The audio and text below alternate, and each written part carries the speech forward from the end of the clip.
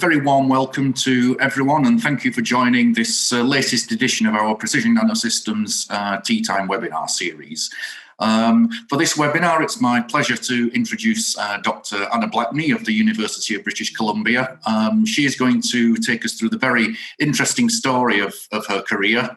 You may already have seen her on TikTok, so it will be very interesting to find out a bit more about Anna and her progression and her career and how she's ended up at UBC and the work she's done.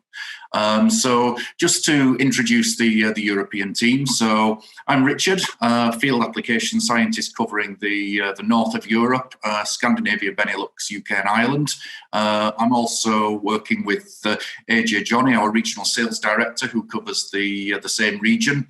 Whereas based in Germany, we have Martin, who is my equivalent for Central and Southern Europe, and his colleague Jürgen Schmidt-Zirktig, who is regional sales manager for the same region. So that's all from me. So it's my pleasure to hand over to Anna, and we're very much looking forward to hearing about her academic journey. Thank you.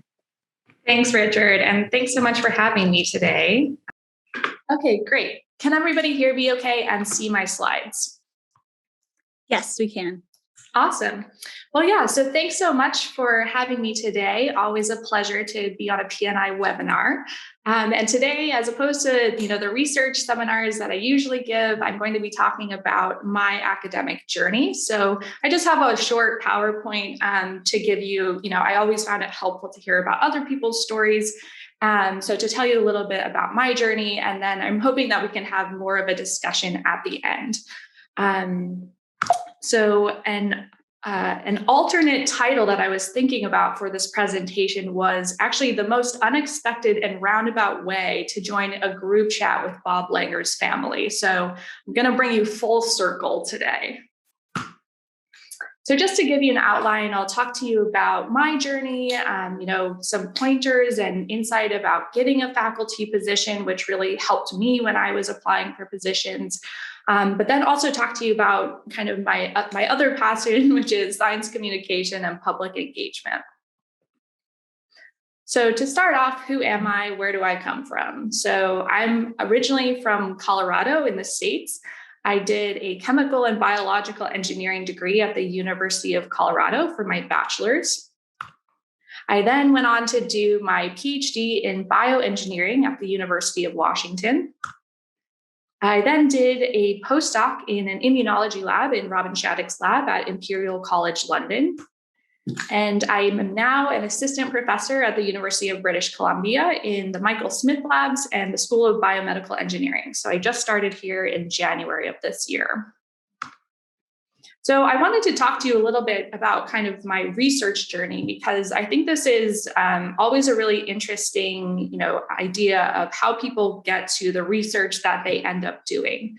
So I actually started as an undergrad doing research in Dr. Stephanie Bryan's tissue engineering laboratory. And she was a really amazing mentor, and undergrads have a really good experience in her lab in general. And she was just such an important role model for me. And this experience, the lessons I learned from it was really that I loved research. I had this awesome mentor, but I did not love tissue engineering research. So I knew I really liked the process. I loved setting up experiments and getting results. But for me, I just like really clinically translational research where, maybe this could be in the clinic in a few years. And for me, tissue engineering always felt like it was a little bit too far away from being there. And so I just kind of learned that it's important to be a little bit closer to the clinic for me to be motivated and excited about the research. So I then went on to do a PhD with Dr. Kim Woodrow at the University of Washington. So there I was using a drug delivery technology called electrospun fibers to deliver small molecule drugs for the prevention of HIV. So this was more drug delivery, biomaterials research, and I really something that really excited me about it was just this idea of being able to prevent infectious diseases. And so this really ignited my interest in both biomaterials, but also immunology, because a huge part of this, preventing infectious diseases is actually understanding the immune system and how we can actually do that. So while I was doing my PhD, I had a really excellent opportunity to do a fellowship at the University of Cape Town. So my advisor while I was there was Dr. Heather Jasmine.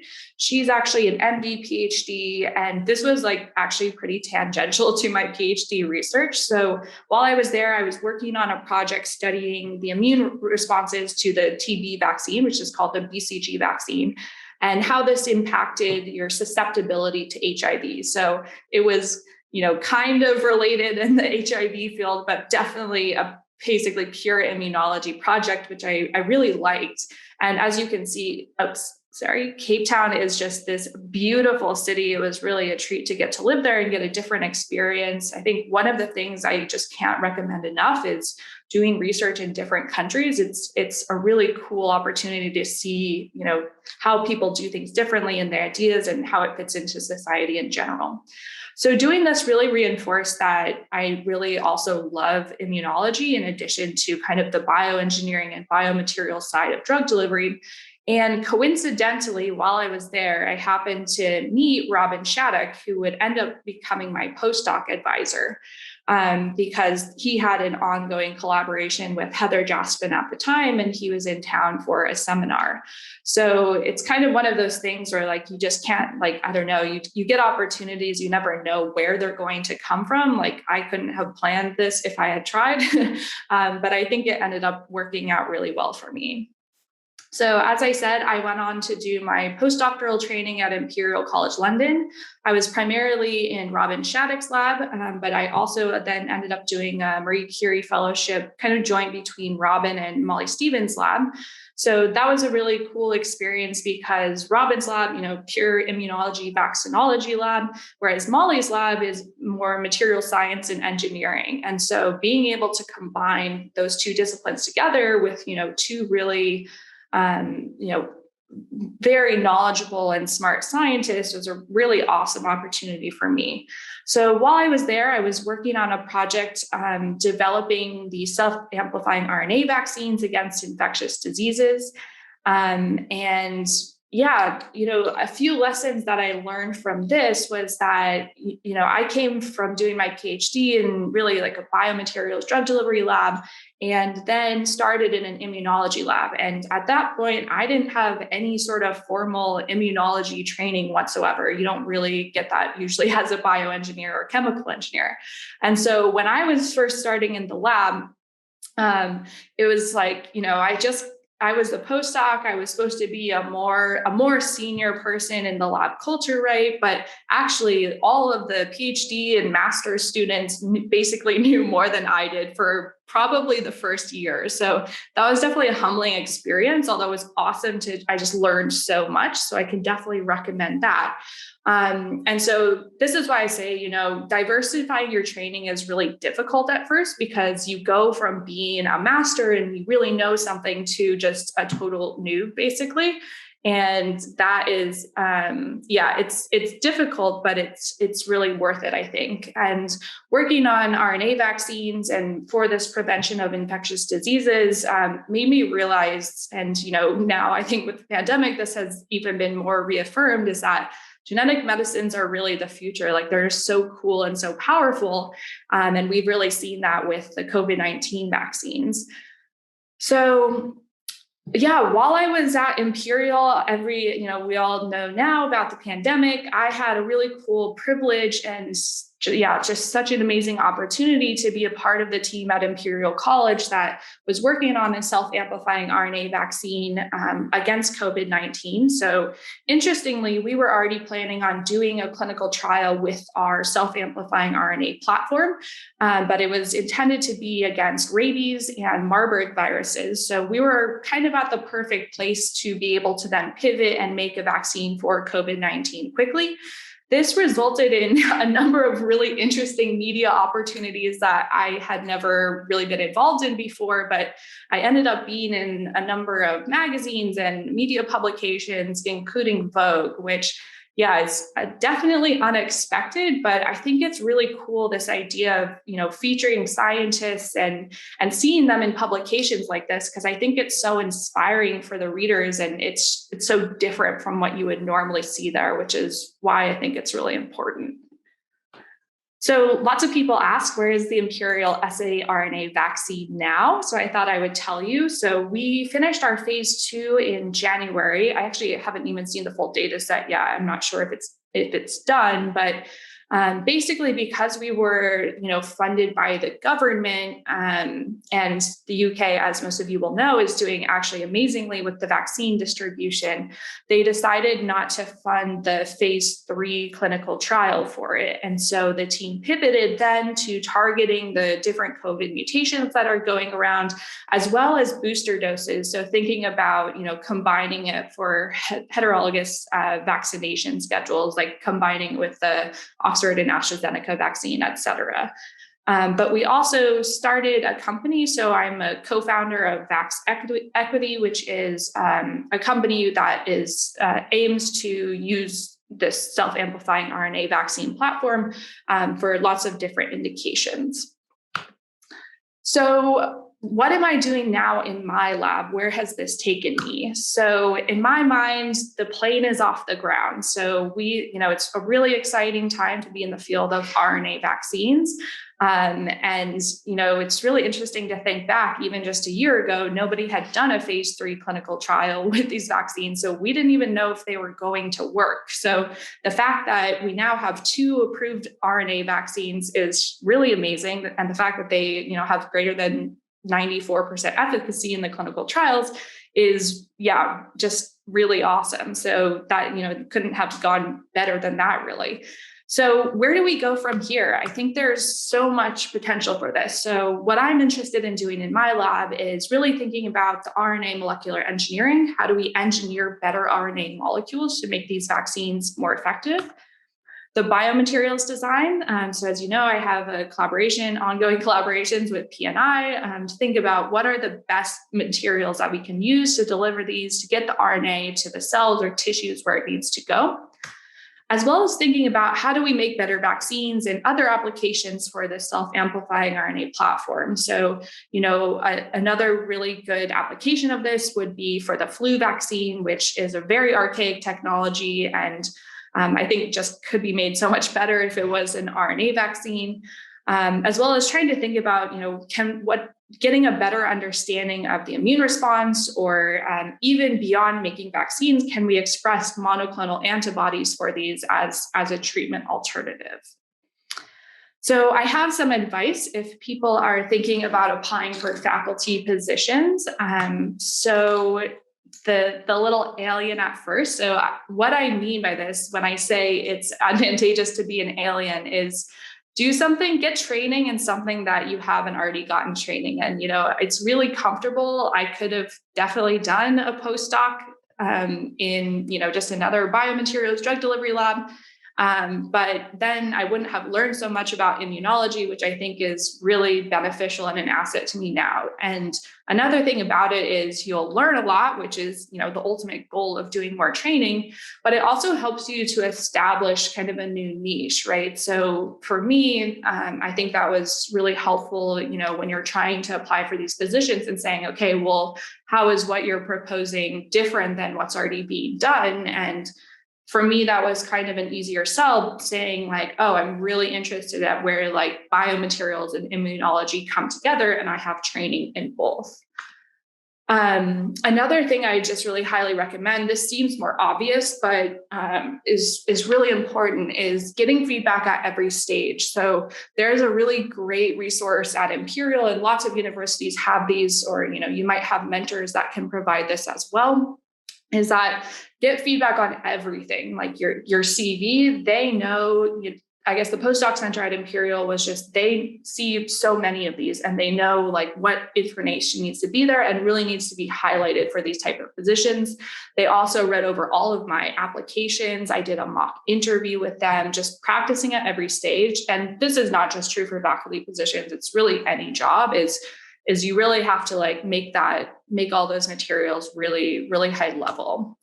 Some advice I got a few years ago when I went to an MIT workshop was you need to, especially now, really have an online presence so people can find you and know who you are. So the advice they gave me was make yourself a website. It really helps give you visibility so that, they get tons of applications for every position. And if they're trying to find out who somebody is, like, yeah, they can go look at your papers, but they want to know like who you are as a whole person. And so having a website is a great way to do that. And the other advice that was not obvious to me that I think is also really important is I really recommend reaching out to potential departments before you apply. So even just emailing the chair of the department or the chair of the search committee, if you know who that is, and say, here's my CV. I'm interested in applying for this position. And would I be a good fit? That's usually what I would do. And that is a really great way to just stand out from the crowd as well. Because, if you apply to these positions, are getting so many, how do you sort through them, right? But if you're then on the radar of whoever is chairing the search committee, I think it helps you, have a slight advantage when all the applications are being reviewed. So you have to just even get on the radar in the first place. This is like a little bit farther down the line, but I thought I would share as well if people are, already applying and thinking about these positions, but it's really important to make sure it's the right position for you. So I think for me, this was really obvious when I was interviewing at places and just getting a feel for, what are the different departments like. But some things to consider that, you may not know about, like what are the startup packages like? So these are actually in North America typically better, which was important to me because basically normally in North America, you get about 5 years of funding to start your lab. And so that means you have that amount of time then to start bringing in grants. So it's a little bit of a head start. Always be really clear on what are your teaching duties. This varies a lot. And I now am in an engineering department, which usually has a heavier teaching load. So just be really clear, are you teaching 3 classes a year? Or are you teaching 1 class a year? This can make a big difference on how much research you're able to do. What is the normal work-life balance in the department? Like, do people actually take time off on holidays and weekends? Are you expected to cover your salary? And then how much does it actually cost to have students and postdocs? There's a lot of variability in these things depending on the institution and the country you're in.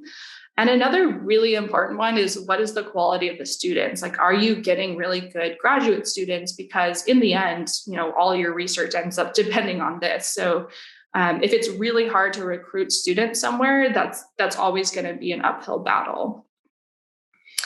So the other aspect of my research and I guess academic journey has been public engagement. So this has been something I've been really passionate about, actually, even since I started my PhD, really. And this has now become, I guess, more important than ever, given the pandemic and the vaccine hesitancy that exists in the population. So I wanted to talk a little bit about my efforts over the past year and just give you a taste of kind of all of the different avenues that you can go down and, thinking about what's right for you. So vaccine hesitancy, of course, so, the whole question here is, what is the point in making COVID-19 vaccines and this amazing scientific feat if nobody is going to take them, right? So it's actually not a new thing at all. This vaccine hesitancy has been really brewing for the past decade, but it's just come to light now when it's super important for everybody to be getting vaccines. And really the problem here is that the pace of science is not matched by the pace of public communication, right? So if you think back to January of 2020, there were still even a lot of scientists that didn't know what an RNA vaccine was, right? But now millions of people have gotten an RNA vaccine. And so, of course, people in the public are going to be like, okay, what is this new technology? I've never heard of it. Like everything seems really new and rushed. And it's just because there's a huge lag between what's happening in science and what the general public is aware of. So that's really kind of the knowledge gap that we're trying to close. So actually, I started doing this vaccine education a while ago. So this was an event that I did in, very oddly, like September of 2019 with one of my graduate students at Imperial at the time, Kay. So we made an outreach module, very aptly named Race to Immunity, where we taught everybody how to make vaccines. And if you can see here, the actual name of it is Make Your Own RNA Vaccine Against Disease X. So we didn't realize how applicable this was going to be just 6 months later. So Imperial has a unit called the Wool Reach Out Lab, which is they have kind of a 6-week course that PhD and postdocs can take to develop an outreach module about your research. So they want it to be like really cutting edge stuff that you're communicating to the public. So I had done a bunch of these in classrooms, and then this really culminated in, we practiced a lot when we went to this event. So it was an EU's Science is Wonderful event that they had in Belgium each year. And over 2 days, we did the activity for over 1,500 kids. So as you can imagine, that really helps you practice being able to communicate your science to a wide audience, which is exhausting, but really fun.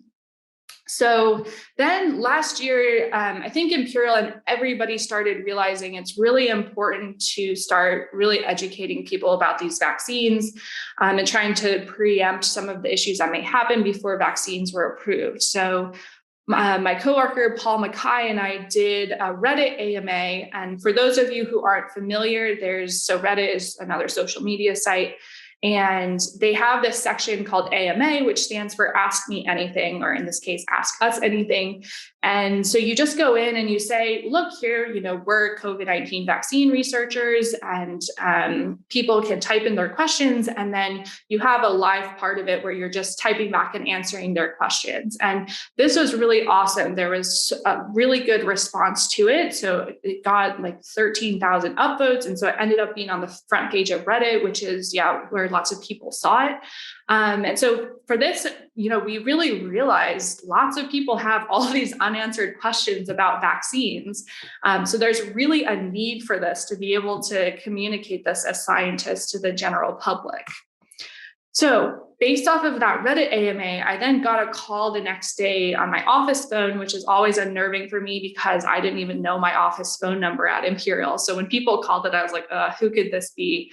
But I got this call from Team Halo saying, oh, we saw your Reddit AMA. We're starting this new thing. So it was started as a collaboration between the United Nations Verified Initiative and the Vaccine Confidence Project, with the whole goal of connecting scientists and clinicians who are working on COVID-19 to the general public, with the goal of improving vaccine literacy and promoting vaccine confidence. And so they do this over TikTok, which seems like a really, counterintuitive way to educate people, because most people know it as the social media platform where it's just like teenagers dancing, right? So I started doing my TikTok profile in October of 2020 as part of Team Halo. And as you can see, it's really grown, which is wild. So I now have over 200,000 followers, which is crazy, but awesome. So what I found is that it's actually a really great way to show people how exactly we make and test vaccines and directly confront all of the misinformation out there. So social media is such a vacuum, right? So, it's just being filled with videos, whatever. And if you're not filling it with correct information, it just gets filled with misinformation. So I think it's really important to be there and be answering people's questions and fighting the misinformation. But I think an aspect of it is just that these videos are short, they're really engaging, and they offer just a palatable amount of information for people, as opposed to, like a long scientific lecture about vaccines. It's either 15 or 60 seconds where you just say, okay, here's what we're talking about. It's really short to the point, and people can just see it and remember it, hopefully. So I had the idea a few weeks ago to get more scientists on TikTok, because all of these people have done so much work to contribute to, science, and that's really culminated in being able to easily have these vaccines for the pandemic. So I emailed Peter Kullis, who also works here at UBC. He's done, decades and decades of lipid nanoparticle research. He founded Acuitas. He also founded PNI. So much work has come out of his lab. And what I just realized, so my realization was that people really appreciate scientists, but they also have no idea who they are unless you work in the field. And so kind of one of my missions now too is to make more scientists household names. And so I think this is really important, just to be able to recognize everybody who has contributed to this. And just these videos are so heartwarming, because if you could see all of the comments are like, thank you for all your work, like grateful for you, Peter. And it's really shown me that like, people just, they really do appreciate scientists, but they have very little access to them. So when I got Peter Kullis to be on TikTok, I was like, okay, well, I bet I can get like basically anybody to be on TikTok now. So I had a Zoom call with Bob Langer last weekend on Saturday, and we made a bunch of TikTok videos. He was hilarious. So we made a dancing one, but then he also had a bunch of magic tricks prepared. It was so funny. So yeah, we've come full circle now. It's my very unexpected and roundabout journey to meeting Bob Langer. I didn't think I would meet him in a TikTok context. I always thought I would meet him, at a scientific conference or something like that. But I'm now in a group chat with his family. So there's lots more scientists to feature. Always welcome to take suggestions. So really my takeaway messages that I hope I've shared today is really find the science that you love. It may not be the first science that you do, but it's really important to just, find what's really important to you. Surround yourself with supportive people. I've had so many people that have just gone out of their way to care about my career and help me and mentor me. And I'm really grateful for that. And so kind of just always a general reminder that, surround yourself with people who are on your team. And then, as the title of my talk, the original title of my talk alludes to, consider against the grain approaches. I never imagined that I would be running a vaccine TikTok account, or, even when I first started my PhD, doing a postdoc in an immunology lab. But, consider, I think there's many different paths you can take. And so just consider what all your options are, and don't be afraid to do it differently than other people have. And with that, I'll take any questions. That's cool. Thanks for that. It was really entertaining. Many thanks for the encouraging words. I think we saw a lot of young scientists today in the viewers. So it's cool for them. I think it's good that you shared your story. And I think we see you in a few weeks again, right, at one of our webinars. So stay tuned for that. And thanks, everyone, for the attention. Thank you for your time, and see you soon. Thanks so much. Bye-bye.